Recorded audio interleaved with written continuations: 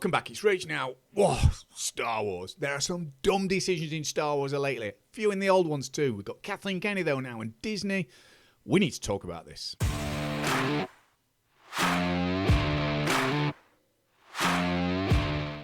Welcome back to Rich Reviews. So, Disney, what have they done with lightsabers? They've really dumbed things down lately and decided that despite the fact that they can slice through rock, they can cut through anything, tear people limb from limb, like in the old films. You've got Darth Maul cutting off, you've got Anakin taking off Dooku's head.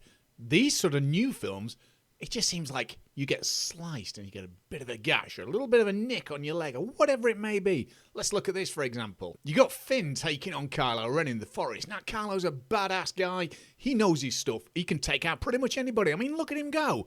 Finn never really used a lightsaber before apart from some dumbass fight against a stormtrooper.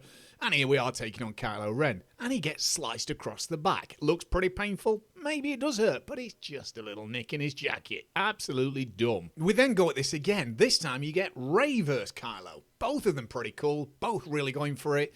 Kylo gets sliced straight across the face. Is he in trouble? Nah, it's just a scratch. Absolutely dumb. Now, don't get me wrong, I like this, in terms of they look nice. I like the Rey and Kylo. I think the lighting's good with the snow background. It looked great. I do like it. It's just frustratingly bad, some of the ideas. But the one that really took it for me lately is the latest Ahsoka series, which is now done and gone. It was good. There were some really outstanding bits in it. But man, when Sabine got stabbed by Shin straight through the stomach, completely fine, no problem at all. Think about when Qui-Gon got stabbed by Maul. He died on the spot just about. This one, not a problem. Wakes up in hospital next day. She's up and around within what looks like 24 hours. It's just ridiculous. Aside the lightsabers though, there are some really dumb ideas, especially in the new sequel trilogy, the last three films that we just got. Force Awakens, the whole film is the setup of basically getting the pieces of Luke's map to point where he is, where he's gone into hiding. Because he had the promise, especially to his sister, that if they ever needed his help, he would be there. Cue The Last Jedi. Don't get me started on that film. That film then is all about going after Luke, and he doesn't want to know about it. Even though it's his sister that wants to know, he knows about Han's death, there's clearly trouble, he gave them the map to find him, but he doesn't want to know. That is just dumb. And sticking with The Last Jedi, we have the death of Snoke. That came out of nowhere. I don't think anybody expected that. The fans, certainly I didn't expect that. Snoke was a decent character in The Force Awakens. He was built up, mysterious, there was all sorts of different memes online and rumours about who he might be, Darth Plagueis, whatever it may be. And we finally get to see him, a lot smaller than the hologram, but we get to see him in The Last Jedi. Interesting character, Andy Serkis acting him, and he gets killed, leaving you nothing in terms of a big bad overarching villain to go with into The Rise of Skywalker. It was absolutely dumb. We then go into The Rise of Skywalker, and we get a scene where we're supposed to believe that Chewie's died. And this is Rey using her force ability to try and stop this kind of speeder spaceship thing taking off. Chewie clearly gets on that. It's a misdirect to the audience, but it's like the worst misdirect in history. He clearly gets on it. You see it happen. She blows it up. Chewie's totally fine. And when it does blow up and she's screaming, you kind of know he's not dead. It's unearned. But it's a stupid misdirect. He's fine. And it just falls flat. It's absolutely dumb. The next one, though, back to The Last Jedi and Grumpy Luke. This one drove me insane watching the film. Luke is this kind of noble character. He had a big journey that everybody knows about. Star Wars fans for years have been watching Luke getting trained with the Force, going through all sorts of different trials and tribulations. Even in the Mandalorian series, or maybe even in the Book of Boba Fett, I don't know, but he did this AI kind of Luke version. It looked good, it sounded good. There were a few quibbles, but I quite liked that. It was good. Takes Grogu away as well. It's all great stuff. But you see him in The Last Jedi, and he's just wanting to be this old, stoic, badass Jedi, a bit like Obi-Wan. But he's just nothing like that at all. He is miserable, grumpy, and completely out of character. Disney, that is just dumb. Back to The Rise of Skywalker, and it's the finding of the Wayfinder with the dagger, the knife. This is just one of the most ridiculous things ever. Rey gets the knife. It's shaped and curved in such a way that you hold it up to the Death Star that's been destroyed from Return of the Jedi, despite that clearly completely blasted into oblivion, by the way. falls into this water, into this sea, at the right angle that the knife, if you hold it in a certain way and look at it, points to the location of the wayfinder. It's absolutely ridiculous. It's ridiculous. Disney, why are you stretching to something like this? Or J.J. Abrams? I don't know.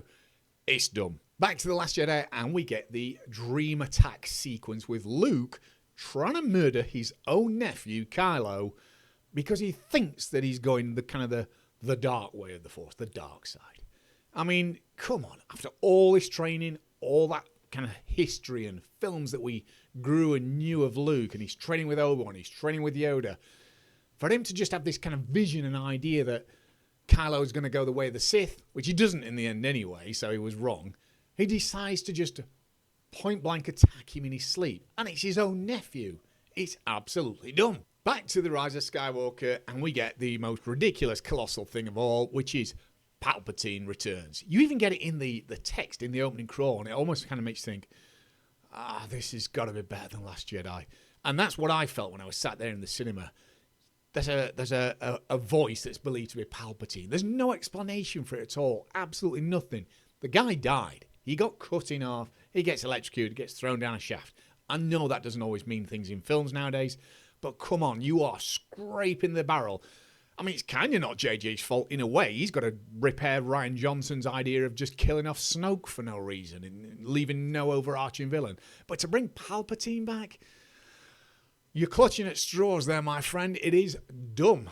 Back to The Last Jedi, and another scene that drove me insane. The start of the film has the scene with Luke getting past the saber from Rey, and it's a really tense moment. You know, the Force Awakens, yeah, it's a bit of a rewrite of Episode 4, but I think that was quite a good film. But that scene was building up. That was something that was earned, and he just throws that saber away. That's ridiculous. I couldn't believe what I was seeing. It kind of made me laugh at first, almost like it was a bit of a joke or something, but it's not. It's just because he's grumpy through and through and completely out of character for him. It's ridiculous and it's dumb. And then the last one, finally, we get Princess Leia floating in space using the Force. I mean,